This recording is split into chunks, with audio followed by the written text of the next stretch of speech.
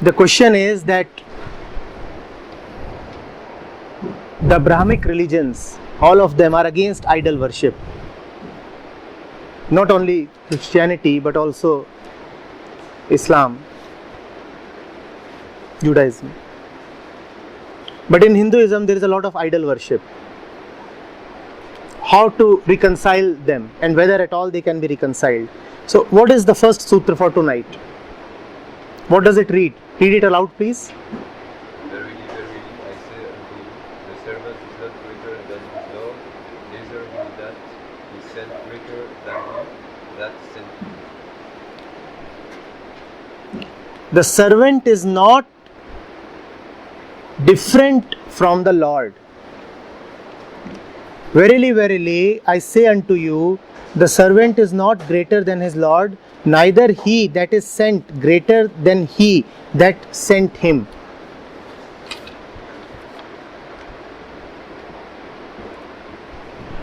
This establishes one relationship between the center and the expression of the center. What is that relationship? That the one that you are seeing is the servant of the one who has sent him.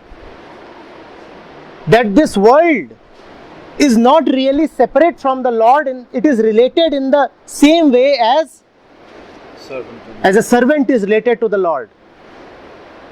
Are you getting it? Huh? That it has not just come from somewhere. Jesus is saying that this has been sent by truth itself.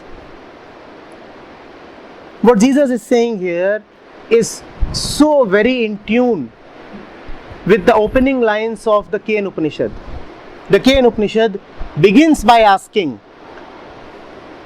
by whom is the mind sent?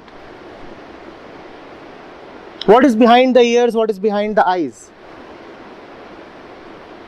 Jesus is answering it. He is saying the word is a servant sent by the Lord, the Master, God, the truth. Now, if you really are surrendered to the Lord, then an expression of your surrender is that you worship even the servant of the Lord. India has worshipped the creation as very intimate to the Creator. So intimate that they cannot even be differentiated.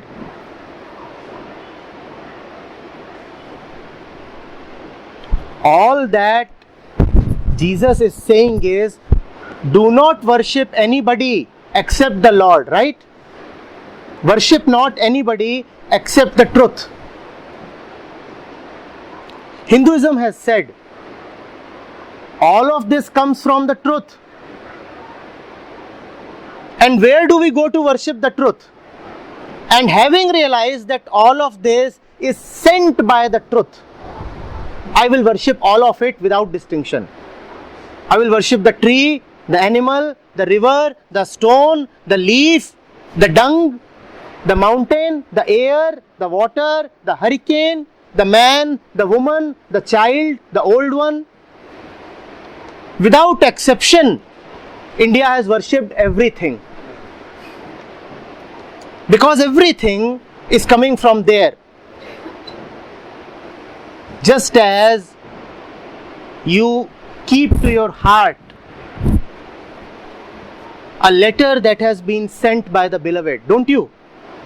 What do you do with a letter that has been kissed and sent to you by the beloved? What do you do to it?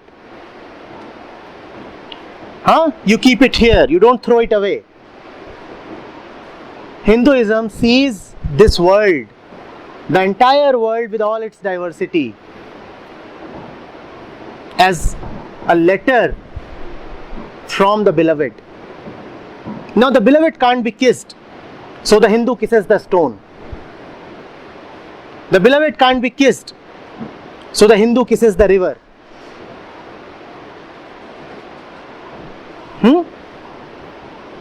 That is That does not mean that Hinduism believes in many gods. Of course, the truth is not even one, let alone many. The truth is a great void, but it manifests itself variously. And all aspects of the manifestation are divine. They have been worshipped. But I read that in the Bible it said, do not pray a God, do not make a statue of a God, do not pray, do not bound Now pay attention. If you make a particular statue, then it is idol worship. But what if you say that all statues are statues of God? Would you still call it idol worship? I think the Bible doesn't speak about that. When the Bible says don't worship idols, it is assuming that you will make one particular statue. But what if you say that all forms, a statue is a form, what if you say that all forms are the forms of the formless?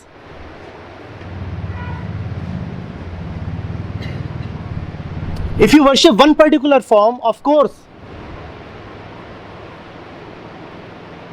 you are just taking one idol and sticking to it.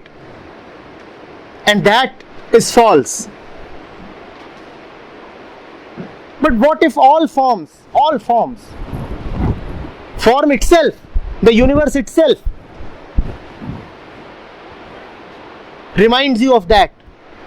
What would be the quality of that mind that looks at the river and is reminded of the great void?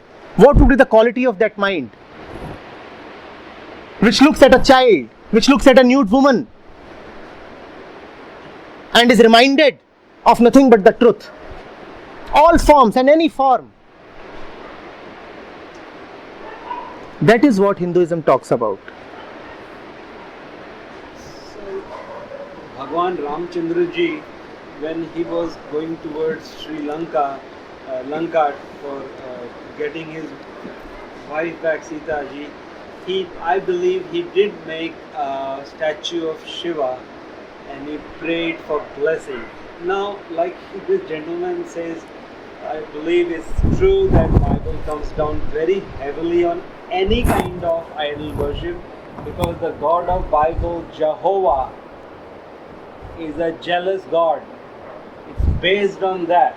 And Jesus did not contradict that he is a jealous God, he cannot see, and then the wrath will come upon you and you will be cast into hell. If you start doing idolater is in Christianity a no, it's just not there. If your wife gets attracted to one man, then you can be jealous. But would you be jealous if your wife is attracted to the entire male population of the world?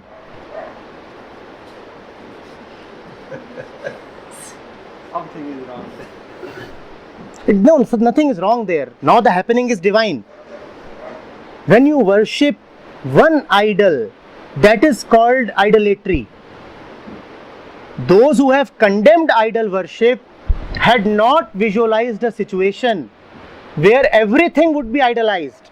Had they known of this situation, they would have said idol worship is divine.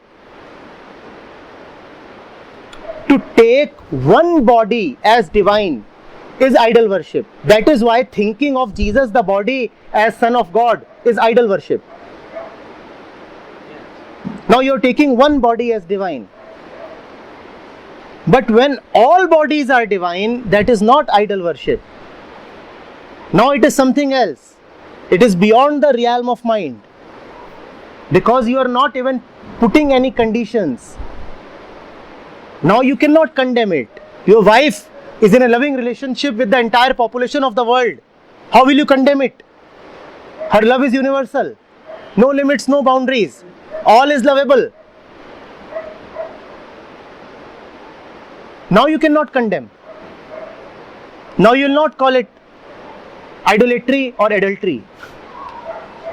No more.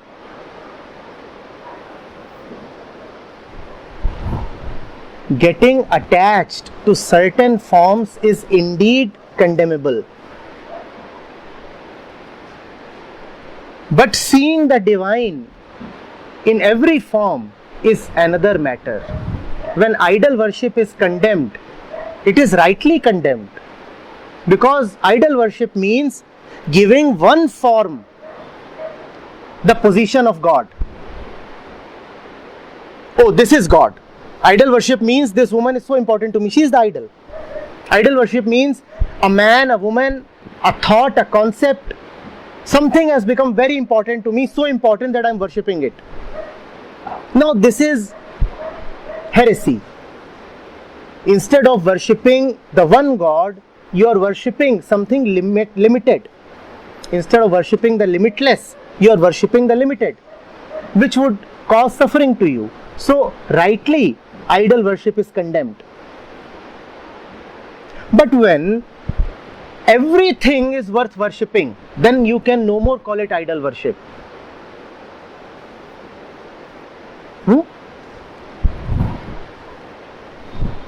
That makes perfect sense. Good sense, at least. Are we self-idol worship? Worshipping ourselves? I mean, if we place the ego, the limited, as the God. Okay, now, what does it mean to worship everything, given that what is outside is the inside, right? We have repeatedly said that the external is the internal. And now we are saying everything carries the imprint of the divine. So Hindus have worshipped everything. Does that mean that the Hindus have worshipped ego? Please understand. When you are talking of everything, what does it mean to see the presence of the divine in everything? Remember, the external is the internal. It means that even when you are looking at multiple things, yet you are centered in nothing. You might be looking at diversity, yet there is no diversity here. There are no, diversity means parts. You might be looking at many things, yet there are not many things here. There is just nothing here, no parts, no presence. Pure emptiness. When there is pure emptiness here, then whatever is visible outside is also empty. That is what is meant by seeing the divine in everything.